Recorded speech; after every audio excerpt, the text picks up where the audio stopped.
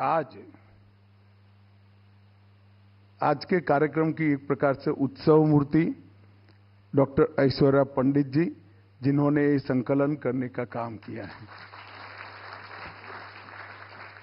मित्रों, सबसे पहले तो मैं आप सबसे क्षमा प्रार्थी हूं। आज मेरी पार्टी ने कुछ वक्ता एब्सेंट होने की कारण मुझ पर थोड़े कार्यक्रम और थोप दिए, तो मैं थोड़ा आप सभी के बीच में देरी से आया हूं। कारण जो भी हो, मैं देरी से आया हूं, इसलिए आप सबसे क्षमा की अपेक्षा भी रखता हूं और क्षमा की प्रार्थना भी करता हूं। आज यहां पर हमने एक पुस्तक का विमोचन किया है। नरेंद्र मोदी जी के प्रधानमंत्री काल के ये 10 साल सच अर्थ में एक युग के अंत करने वाले हैं और एक नए युग की शुरुआत करने वाले हैं। और जब भी भारत का इतिहास लिखा जाएगा, ये मोदी के 10 साल के शासन को मोदी जी के कटु से कटु आलोचक ने भी स्वर्णिम अक्षरों से ही लिखना पड़ेगा, ऐसा मेरी दृढ़ मान्यता है। जब 2014 में अस्थिरता से युग से भारत की जनता ने देश को एक नए युग के अंदर प्रवेश करा, 3 दशक के बाद एक स्थिर सरकार दी और पूर्व पश्चिम उत्तर दक्षिण चारों ओर से भारतीय जनता पार्टी को विजय मिली। लद्दाख की सीट भी भारतीय जनता पार्टी जीती, कन्याकुमारी की भी जीती, द्वारिका की भी हम सीट जीते और ओडिशा आसाम में भी विजय हुआ। तो एक प्रकार से संपूर्ण विजय हुआ। इसके कई लोगों ने अलग अलग अर्थ निकाले, कई लोगों ने अलग अलग मायने निकाले, परंतु गार्डियन अखबार में किसी एक सज्जन ने बहुत सटीक अवलोकन दिया था, मैं आज आप सबके सामने रखना चाहता हूं। इन्होंने कहा था कि आजादी तो भारत को 15 अगस्त 1947 को मिल गई थी, परंतु अंग्रेजियत से भारत को आजादी 2014 में मिली है, वो मोदी जी के आदमी। और उन्होंने कहा कि आज से भारत की स्वतंत्रता का युग शुरू हो रहा है। हमारा देश 15 अगस्त 1947 से शुरू नहीं हुआ है। 15 अगस्त 1947 को हम एक लंबे गुलामी के कालखंड को समाप्त कर आजाद हुए। हम दुनिया की सबसे पुरानी सभ्यताओं में हैं। हमारी सभ्यता ने चाहे विचार को अपनाना हो, चाहे विदेशी नागरिकों को अपनाना हो, चाहे भाषाओं को स्वीकारना हो, हमारी सभ्यता हमेशा खुलापन रहा है। मैं तो उस प्रदेश से आता हूं जहां पर दुनिया की सबसे छोटी माइनॉरिटी एक छोटे से जहाज में संजान बंदर पर पारसी भाई बहन आए थे और वो आज भारत के अंदर अक्षुण्णता से रह रहे हैं। इन पर कोई प्रकार के इनके अधिकारों पर एंक्रोचमेंट नहीं हुए। और पारसियों ने भी उस वक्त वादा किया था कि हम दूध में शक्कर की तरह मिल जाएंगे, कोई विवाद बखेड़े करे बगैर अपना अस्तित्व बनाए हुए भारत के हर क्षेत्र में सबसे बड़ा कंट्रीब्यूशन करने का काम पारसियों ने किया है। अगर भारत को समझना है, भारत की सभ्यताओं को समझना है, तो इससे बड़ा कोई उदाहरण नहीं हो सकता। दुनिया में कोई ऐसा देश नहीं है जिन्होंने अनेक सभ्यताओं को अपने अंदर समाहित कर कर अपनी सभ्यताओं को मॉडिफाई करते हुए आगे अपनी यात्रा की। और भारत एकमात्र देश ऐसा है जिसमें अनेक भाषाएं, अनेक संस्कृतियां, अनेक बोलियां और अनेक धर्म एक साथ अपना सह अस्तित्व और सम्मान बचाते हुए देश के विकास की यात्रा में आगे बढ़े हैं। और मोदी जी के जीतने का मतलब ये था कि वो ही संस्कृति को आगे बढ़ाना।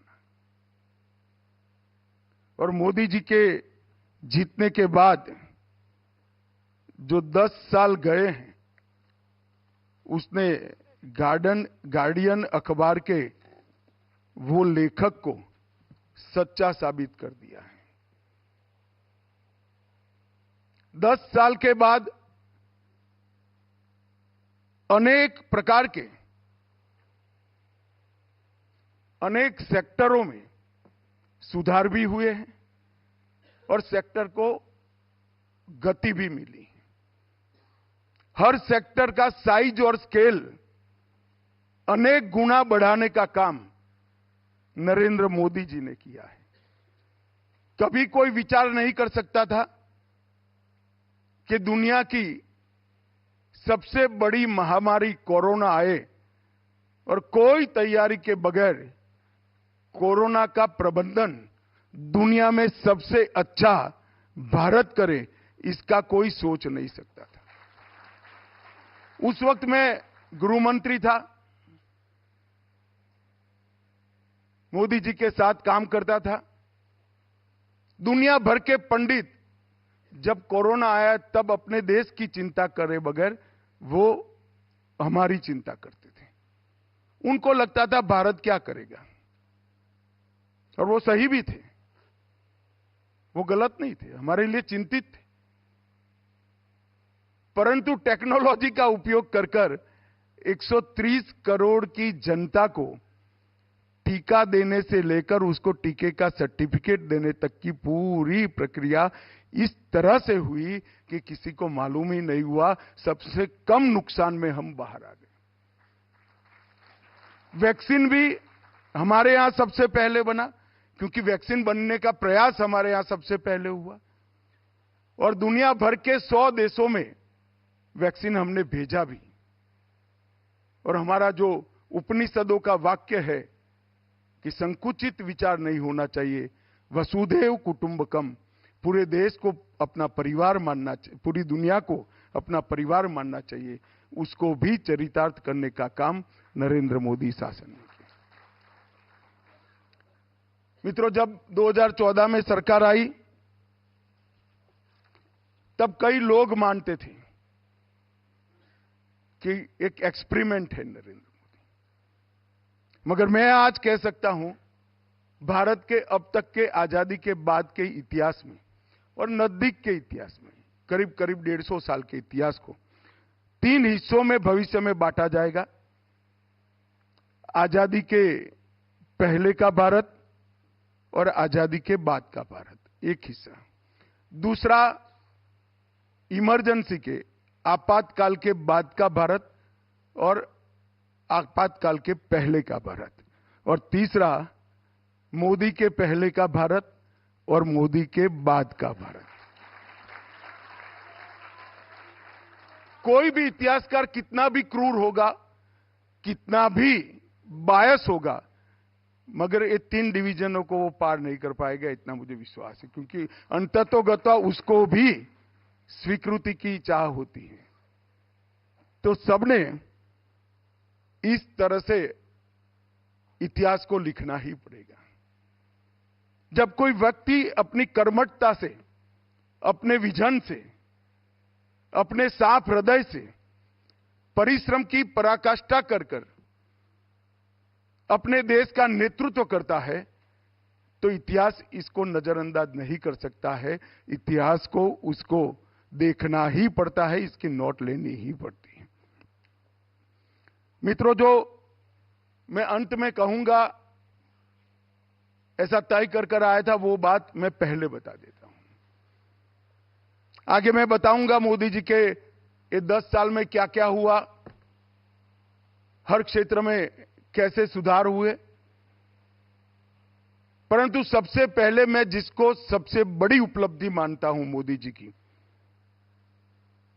वो बताना चाहता हूं।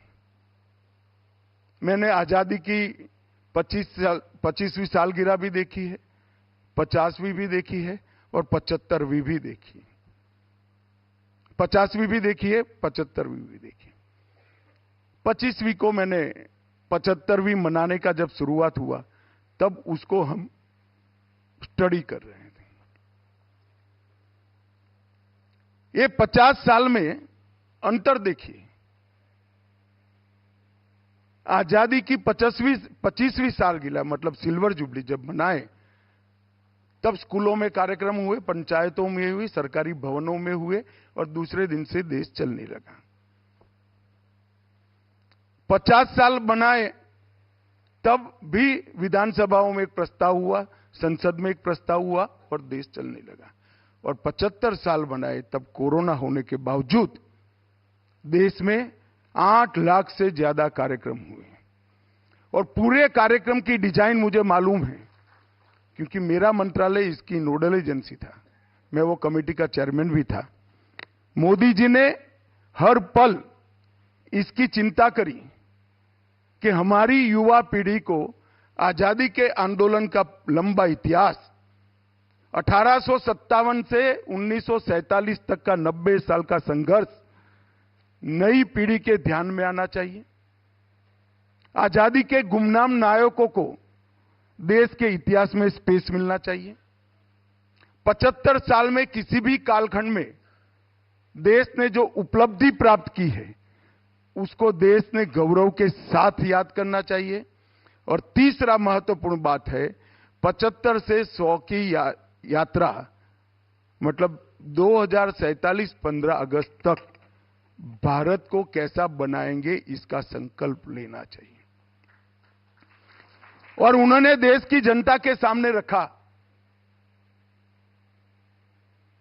कि 2047 में भारत पूर्ण रूप से विकसित राष्ट्र बनेगा। दुनिया में हर क्षेत्र के अंदर, हर सेक्टर के अंदर भारत सर्वप्रथम होगा। और तीसरा, हम विकास के साथ साथ विरासत को भी सेंटर पॉइंट में लेकर आएंगे। और मित्रों, एक प्रधानमंत्री ने लिया हुआ संकल्प आज मैं देख रहा हूं 130 करोड़ भारतीयों का संकल्प बना है और देश 2047 की यात्रा की ओर चल पड़ा है। और मुझे पूरा भरोसा है, मैं तो नहीं हूंगा उस वक्त, परंतु अमृतकाल जब समाप्त होगा, 2047 आएगी, भारत के युवाओं की अमाप शक्ति दुनिया में देश को नंबर 1 पर पहुंचा देगी। 130 करोड़ की जनता में एक सामूहिक हीनभाव था, सामूहिक इंफीरियरिटी कॉम्प्लेक्स था। वो इंफीरियरिटी कॉम्प्लेक्स को दूर कर 130 करोड़ की आबादी संकल्प लेकर देश को दुनिया में नंबर 1 बनाने के लिए निकलती है। इससे बड़ी उपलब्धि किसी भी शासन के लिए कोई नहीं हो सकती। और मित्रों, विकास को उन्होंने जन आंदोलन बनाया। विकास कभी सरकार की फाइलों में इधर उधर घूमता रहता था। विकास की भूख को उन्होंने व्यक्ति की महत्वाकांक्षा में प्रत्यारोपित किया और विकास की ये भूख से देश के विकास को दिशा देने का काम करा। अगर 130 करोड़ लोग एक कदम चलते हैं तो देखने में तो ऐसा लगता है कि एक कदम चले हैं, मगर 130 करोड़ लोग एक दिशा में एक साथ एक कदम चलते हैं तो देश 130 करोड़ कदम आगे बढ़ता है। इसको नरेंद्र मोदी ने पहचाना। और मैं अचंभित हो गया था जब उन्होंने जनता कर्फ्यू का ऐलान किया। उन्होंने कहा कि भाई आज कोरोना से देश को बचाने के लिए कोई अपने घर से बाहर नहीं निकलेगा। कोई सरकारी नोटिफिकेशन नहीं, कोई ऑर्डर नहीं, कोई कर्फ्यू नहीं। सिर्फ जनता को अपील की कि आज कोई बाहर नहीं निकलेगा। और मेरे लिए आश्चर्य है कि पूरा भारत रुक गया था। लाल बहादुर शास्त्री जी ने एक उपवास रखने का जो ऐलान किया था, उसके बाद किसी राजनेता के ऐलान को पहली बार जनता का इतना बड़ा प्रतिसाद मैंने मिलते हुए देखा। और कोरोना के सामने हमारी सफल लड़ाई का रहस्य मुझे कई लोगों ने पूछा है। मैंने सबको कहा है कि दुनिया में कोरोना के खिलाफ सरकारें लड़ती थी। भारत में कोरोना के खिलाफ भारत सरकार, राज्य सरकारें, 130 करोड़ लोग सब एक साथ लड़ते थे। कुछ हमारे देश के ही साथी घंटी बजाने से कोरोना चला जाएगा क्या, पुष्प वर्षा से कोरोना चला जाएगा क्या, मखौल उड़ाते थे। उनको सामूहिकता की ताकत मालूम नहीं पड़ती। दिया प्रगटाने से कोरोना नहीं जाता है, मगर दिया प्रगटाने से हर व्यक्ति सजग होता है कि मुझे कोरोना के खिलाफ लड़ना है, मेरे देश को बचाना है। घंटी बजाने से कोरोना नहीं जाता है, मगर जब पूरा देश घंटी बजाता है तो एक अजीब प्रकार की जन जागृति एक महामारी के खिलाफ लड़ने की, जिनको जनता के नेतृत्व करने का शास्त्र मालूम नहीं है, सिर्फ अखबार पढ़कर नेतृत्व करते हैं और अखबार में नाम छपाकर नेतृत्व करते हैं, वो लोग कभी भी ये कला को नहीं जान पाएंगे जो नरेंद्र मोदी ने आत्मसात करी है। मित्रों, मैं मोदी जी को 1980 से जानता हूं और 80 से लेकर आज तक जो भी मोदी जी के लिए बोलता है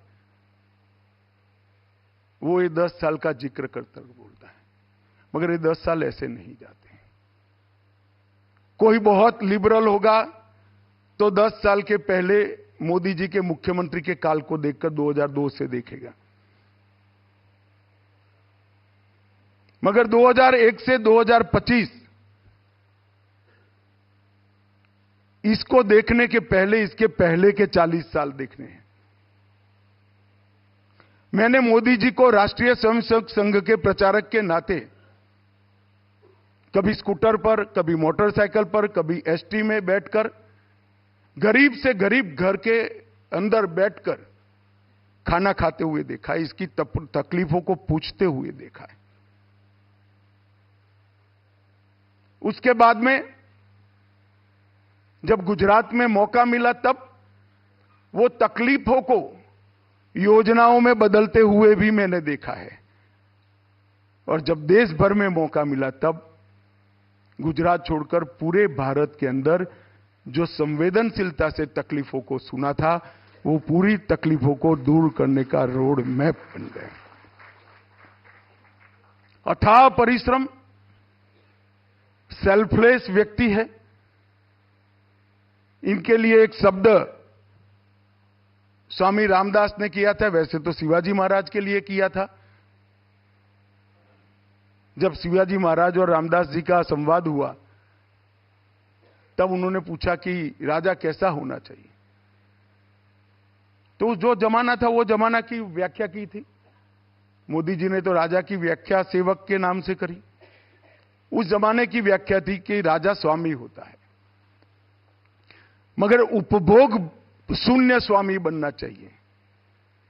प्रजा के पैसे का अपने लिए जरा भी उपयोग न करने वाला स्वामी, प्रजा के लिए जीने वाला स्वामी और प्रजा के लिए ही काम करने वाला उपभोग शून्य स्वामी, एक कल्पना स्वामी रामदास ने दी थी। और मैंने यहां पर अनेक नए इनिशिएटिव लेते वक्त हर इनिशिएटिव के सेंटर में या तो देश था या देश का नागरिक था। न वोट बैंक थी न कुछ था। हर निर्णय के वक्त कड़े से कड़े सुधारों को चुनाव जीतने की संभावनाओं का छेद उड़ाते हुए उन्होंने कड़े सुधारों को किया। जनता ने भी स्वीकारा और बार बार चुना भी। 40 साल के बाद कोई आदमी तीसरी बार, एक नेता इस देश का प्रधानमंत्री लगातार तीसरी बार बना।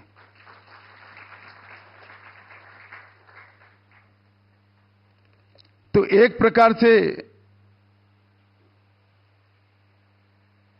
लेखक ने लिखा है मोदीज डिकेट, मगर मैं निश्चित रूप से मानता हूं कि मोदी जी के ये 10 साल आने वाले 25 साल की नींव है, हमारे अमृत काल की नींव है। और ये 35 साल का संपुट भारत देश को विश्व में सर्वप्रथम स्थान पर ले जाएगा, उसका मुझे पूरा भरोसा है। अब भारत को कोई नहीं रोक सकता, कोई नहीं रोक सकता, क्योंकि भारत के लोगों के जो आत्मविश्वास जगा है, वो आत्मविश्वास का जवाब किसी के पास नहीं है। एक जमाने में 130 करोड़ की आबादी बोझ मानी जाती थी। नरेंद्र मोदी जी ने 130 करोड़ की आबादी को एक प्रकार से उन्होंने उसको स्ट्रेंथ में कन्वर्ट किया और 130 करोड़ का मार्केट दुनिया को उपलब्ध करा दिया। इस देश का मार्केट कभी 130 करोड़ का नहीं था, क्योंकि 60 करोड़ लोग तो ऐसे थे जिनके परचेसिंग पावर ही नहीं था।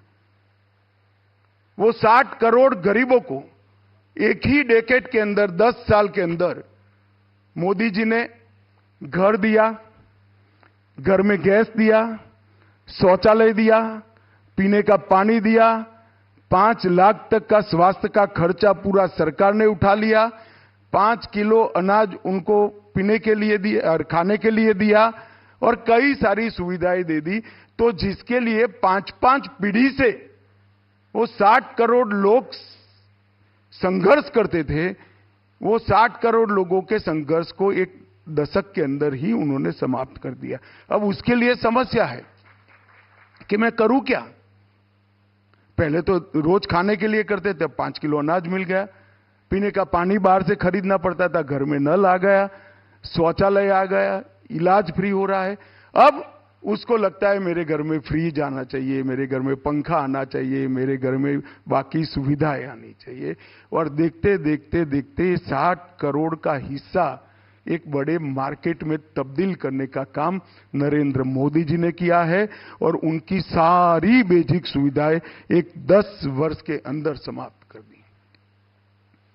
मोदी जी चाहे शासन में गुजरात में रहे हो या भारत के प्रधानमंत्री रूप में रहे, हर बार, हर साल एक नया काम और एक नई युग परिवर्तनकारी, एक युग का अंत कर कर नए युग को लाने वाली शुरुआत करी। इन्वेस्टमेंट समिट में 2003 में उन्होंने वाइब्रेंट गुजरात की शुरुआत की।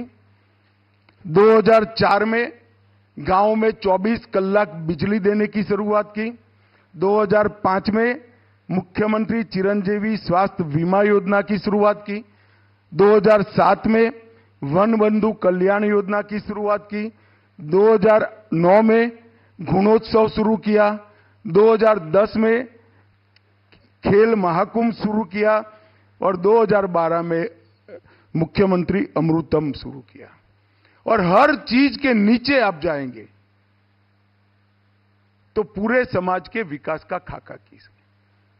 एक गांव में 24 घंटा बिजली पहुंचने से शहरों की तरफ की दौड़ भी खत्म हो गई, उनका स्वास्थ्य भी सुधरा, उनकी शिक्षा भी सुधरी और उनके लिए रोजगारी के अनेक काम गांव में ही हो गए। कई बार मुझे विचार आता है कि 75 साल तक क्यों नहीं हुआ। क्या कोई करना नहीं चाहता होगा? ना, ऐसा नहीं है। 75 साल तक जो मुख्यमंत्री या प्रधानमंत्री बने, उनका बैकग्राउंड कॉमन मैन का नहीं था, उनका देश की समस्याओं को समझने का इतना बड़ा यात्रा नहीं था। इसके कारण ये परिवर्तन हुआ और उन्होंने ढेर सारे काम ऐसे किए कि पूरी दुनिया ने अपने आप को, पूरी दुनिया के देशों ने इनकी सिद्धियों को एक्नॉलेज किया। आज देश में कोई भी राष्ट्राध्यक्ष ऐसा नहीं है जिसको 16 देश के, जैसे हमारे यहां भारत रत्न है, ऐसे सर्वोच्च नागरिक पुरस्कार प्रदान हुए हैं। नरेंद्र मोदी एकमात्र। 16 देश जब स्वीकार करते हैं कि बड़ा नेता है जिन्होंने हमारे देश के जीवन में भी बदलाव किया है, तब जाकर इस स्वीकृति जो होती है इसकी व्याख्या हो जाती। जन भागीदारी से, जन भागीदारी को जन आंदोलन बनाने का काम किया। देश का प्रधानमंत्री, मैं अभी सफाई कॉलोनी में जाकर आया हूं। मैं महात्मा गांधी के बाद सफाई करने वाला पहला नेता, देश में सफाई का नाम बोलने वाला पहला नेता नरेंद्र मोदी है। और मैं अखबार का नाम देना नहीं चाहता, काफी लोगों के मुंह या इधर उधर हो जाएंगे, मगर 15 अगस्त पे जब उन्होंने कहा कि मैं हर घर में शौचालय बनाऊंगा, तो अखबार ने कहा था, 2 अखबारों ने लिखा था, यही बाकी रह गया था कि लाल किले से कोई प्रधानमंत्री शौचालय बनाने की बात करेगा। जो लुटियन में रहते हैं, इसको टॉयलेट का अर्थ मालूम नहीं है। पूर्वांचल में जाकर एक 16 साल की बच्ची खुले में शौच क्रिया करने जाती है, तब उसकी शर्म का एहसास हम लोगों को नहीं है। ये नरेंद्र मोदी को था। आज 13 करोड़ घरों के अंदर शौचालय देने का काम नरेंद्र मोदी जी। जब 12 करोड़ घरों में गैस का सिलेंडर देते हैं, तब हंसते हैं कि सिलेंडर इस जमाने में।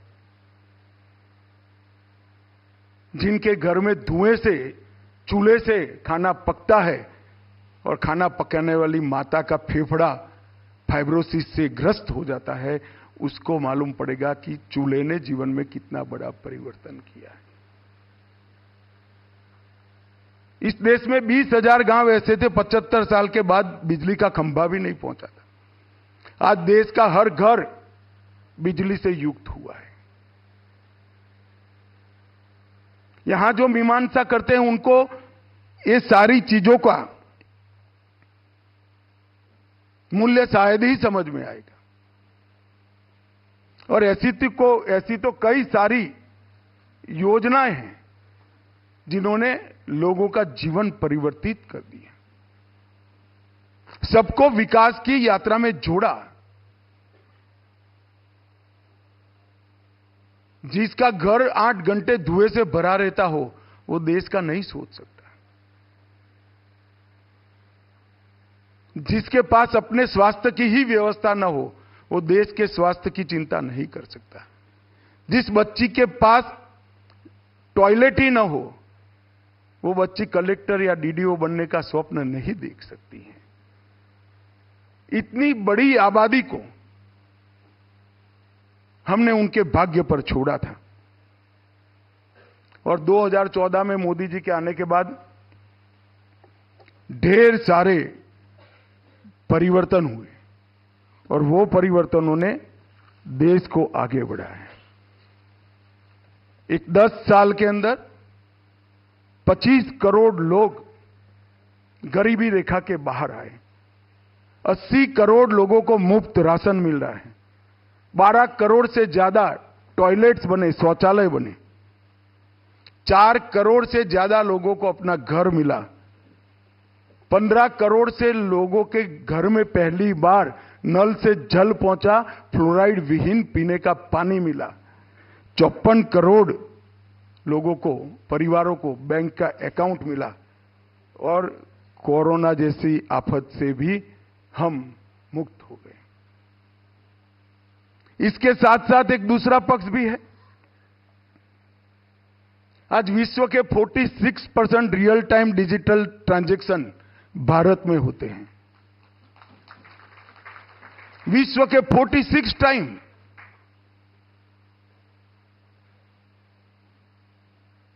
और हमारे यहां मैं आज भी मेरे कॉन्स्टिट्यूएंसी में जाता हूं, सब्जी बेचने वाली आती है, वो मेरी पत्नी को पूछती है, भाभी जी मोबाइल वाला नहीं है, मोबाइल से दे दो ना। तब आश्चर्य लगता है, अच्छा भी लगता है। 7 दशकों से कश्मीर की प्रश्न को उलझाकर रखा था। धारा 370 के लिए संघर्ष करते थे। एक ही 10 साल में 370 समाप्त कर 2,80,00,000 लोग कश्मीर में टूरिज्म में जाते हैं। 33 साल के बाद कश्मीर में नाइट शो थिएटर चालू होता है और 33 साल के बाद कश्मीर में ताजिया भी निकलता है। चंद्रयान और स्पार्डेक्स ऐसे मिशन हम कल्पना नहीं कर सकते थे। ये यही 10 साल में हुआ। और जब चंद्रमा के साउथ पोल का नाम शिव शक्ति पॉइंट रखा जाता है, तो शिव शक्ति पर देश दुनिया भर से 1 करोड़ से ज्यादा सर्च होते हैं। तब मालूम पड़ता है कि भारत की ताकत कितनी बड़ी है। ये शिव शक्ति क्या है, दुनिया में लोग ढूंढने लगे जब हमने इसका नाम शिव शक्ति पॉइंट। अटल जी देश की अर्थव्यवस्था को 11वें नंबर पर रखकर गए थे।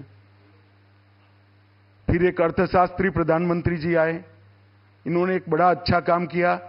11वें नंबर से 12वें नंबर पर नहीं ले गए, 11वें नंबर पर संभाल कर रखा। 10 साल उनको भी मिले, 11 से 10 नंबर भी नहीं हुआ। और मोदी जी का बड़ा मजाक बनाया जाता था, देश की इकोनॉमी का क्या होगा। मोदी जी ने 10 साल में 11वें नंबर से 5वें नंबर पर ला दिया। और इतने बड़े सांभ्रांत वर्ग अभी ताली बजाकर आनंद व्यक्त करता है। आपकी अपेक्षा है, भूख बहुत कम है, लिख कर रखिएगा 2027 में हम दुनिया की 3रे नंबर की अर्थव्यवस्था बनाएंगे। ये परिवर्तन भी हमने करा है। 10 साल में से 8 साल दुनिया की सबसे तेजी से बढ़ने वाली अर्थव्यवस्था हम बने। रिकॉर्ड एफडीआई यही 10 साल में आया। और G20 में जब दुनिया भर के राष्ट्राध्यक्ष, आज उनका पुण्यतिथि भी है, महात्मा गांधी की समाधि पर नतमस्तक होकर फूल चढ़ाते हैं, पूरे देश को मन में बड़ा गौरव होता है कि पूरी दुनिया महात्मा गांधी का सम्मान कर रही है। मित्रों, ये भी ये 10 साल के अंदर ही हुआ। ये 10 साल के पहले इस देश को पॉलिसी पैरालिसिस के नाम से जाना जाता था, अब पॉलिटिक्स ऑफ परफॉर्मेंस के नाम से जाना जाता है। ये 10 साल के अंदर जातिवाद, परिवारवाद और तुष्टीकरण, ये 3 नासूर हमारे लोकतंत्र को समाप्त कर दिए थे। जातिवाद, परिवारवाद और तुष्टीकरण। मोदी जी ने 10 साल में पॉलिटिक्स ऑफ परफॉर्मेंस को एस्टैब्लिश करने की इतनी नीतियां बनाई कि आज पूरी दुनिया भारत के अंदर उत्पादन करने के लिए लालायित हो गई है। नीतियों में स्पष्टता है, नीतियां सातत्यपूर्ण है और नीतियां लंबे कालखंड की भी हैं। पॉलिसी पैरालिसिस हुआ ऐसा कहने वाले देश के अंदर आज ये परिवर्तन आया है और फ्रेजाइल 5 से टॉप 5 पर पहुंचाने का काम भी इस 10 साल के अंदर ही है। डबल डिजिट इन्फ्लेशन का देश माना जाता था, आज G20 में सबसे बड़ा जीडीपी वाला देश भारत है। ये परिवर्तन यही 10 साल में हुआ और सबसे बड़ी बात हुई कि भारत के गौरव का पुनर्जागरण किया। हमारे एक बहुत बड़े नेता थे। मैं जब 2010 में यहां पर आया तब मेरे कमरे में, गुजरात भवन में रहता था, मेरे कमरे पर आए थे। आज वो नहीं रहे, मेरे अच्छे मित्र भी थे, मेरे मार्गदर्शक भी थे। तब मेरी हिंदी बरोबर नहीं थी, तो एक हिंदी अखबार के पहले पेज का गुजराती में अनुवाद हर रोज एक बार करता था, मेरी हिंदी ठीक करने के लिए। अचानक वो आए तो मैं तो वो काम कर रहा था। तो उन्होंने कहा कि अमित, इतनी मेहनत कर रहे हो, अंग्रेजी क्यों नहीं सीखते हो? मैं को क्यों सीखूं मैं अंग्रेजी? मैं हिंदी सीखूंगा, अंग्रेजी में पढ़ लेता हूं, जानता हूं, सुन लेता हूं। जिसको मुझे सुनना है वो हिंदी सीखेगा। और आज देश की भाषाओं को प्रस्तावित करने का काम इस देश के नेता नरेंद्र मोदी जी ने किया है। विश्व के बड़े से बड़े मंच पर जाकर जब मोदी जी हिंदी में भाषण देते हैं, 130 करोड़ भारतीयों की छाती गज गज फूल जाती है। भारत कभी कोई भाषा का विरोध नहीं करता,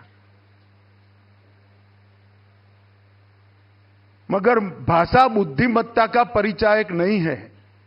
भाषा ये अभिव्यक्ति है। भाषा और आईक्यू का कोई लेन देन नहीं है। आपके विचार की अभिव्यक्ति भाषा है।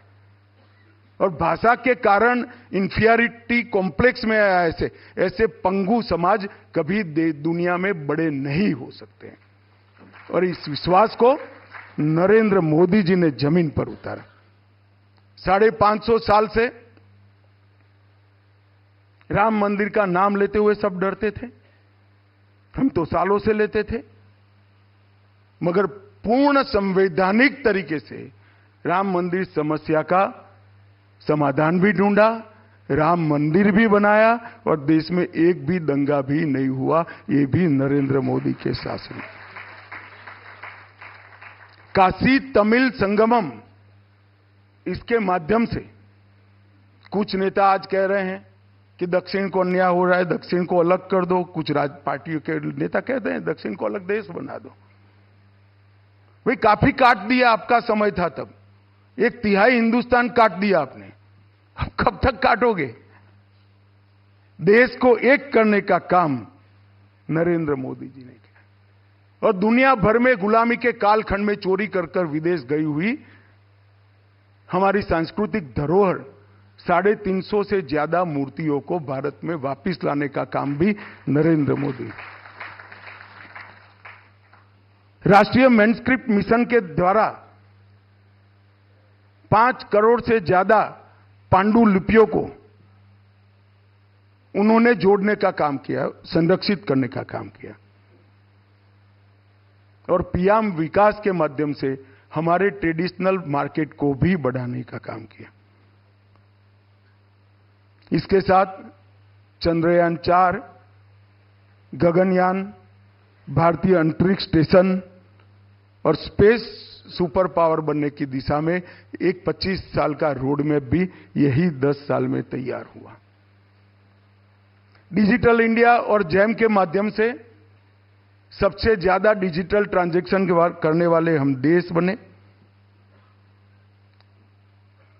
और मोदी जी ने जो नारा दिया था, विरासत भी विकास भी, हमारी संस्कृति पर हम गौरव करेंगे, मन को खुला रखेंगे, दुनिया भर की अच्छी चीजों को स्वीकार करेंगे और देश को नंबर 1 बनाएंगे। हमारा पुरातन था, इससे हम शर्म नहीं करेंगे। गुलामी की मानसिकता से पूर्णतया मुक्ति लेने का काम नरेंद्र मोदी जी ने किया। इसी 10 साल में खादी के सेल में 400% की वृद्धि हुई है। टॉय के एक्सपोर्ट्स में 500% की वृद्धि हुई, आयात में 1000% की कटौती हुई है। और दीपावली के दिन 3.75 लाख करोड़ की मेड इन इंडिया प्रोडक्ट भी हमारे घर में खरीदने की शुरुआत हुई है। ये परिवर्तन भी ये 10 साल के अंदर आया है। हमारे 3 क्रिमिनल लॉ 1860 से बने थे, जिसका इस देश की मिट्टी से, इस देश की रिक्वायरमेंट से और इस देश के स्वभाव से कोई लेन देन नहीं था। ये तीनों को बदलकर नए क्रिमिनल लॉ लाने का काम भी इसी 10 साल के अंदर हुआ।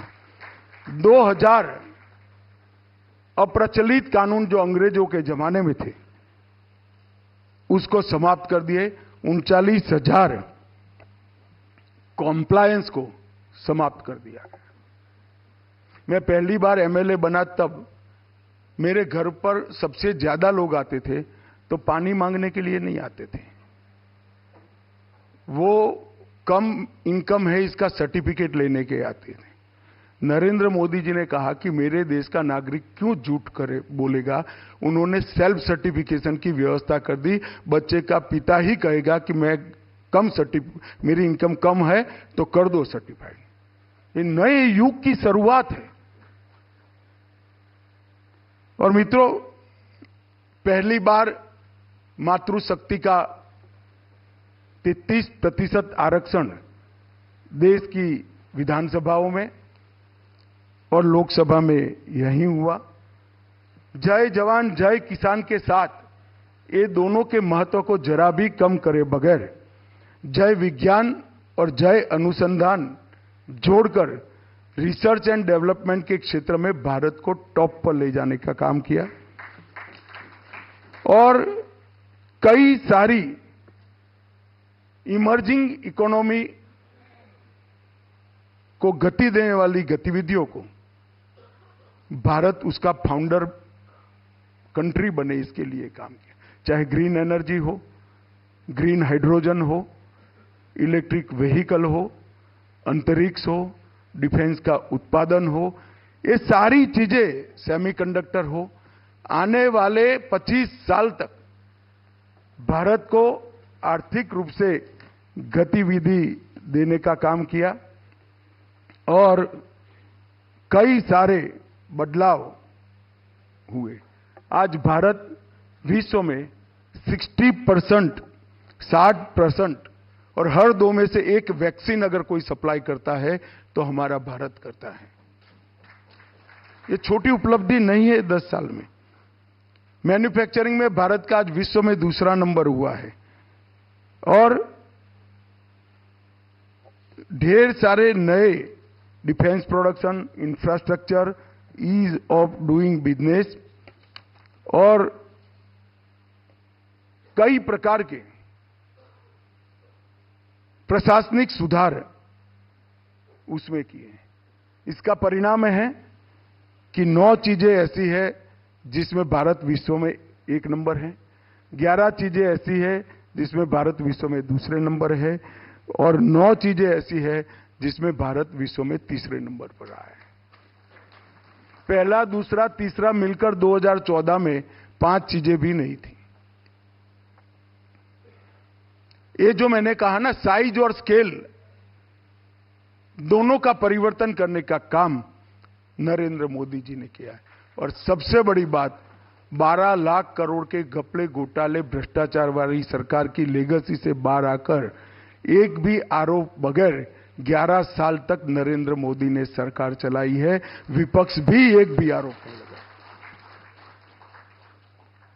और भारत के गौरव को, भारत के युवाओं को आत्मविश्वास जगाने का काम किया है।